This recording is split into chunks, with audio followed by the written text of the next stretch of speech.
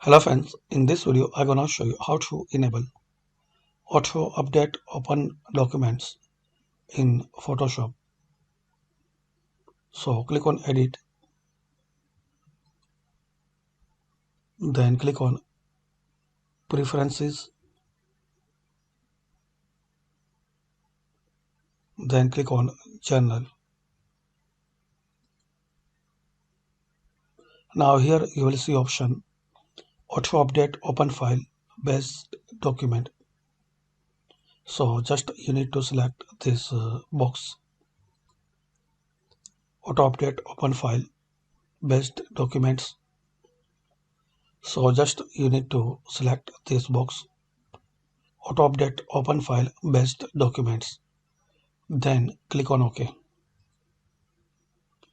So hopefully guys you like this video. By these simple steps we can know how to enable auto update open documents in Photoshop. Thanks for watching this video.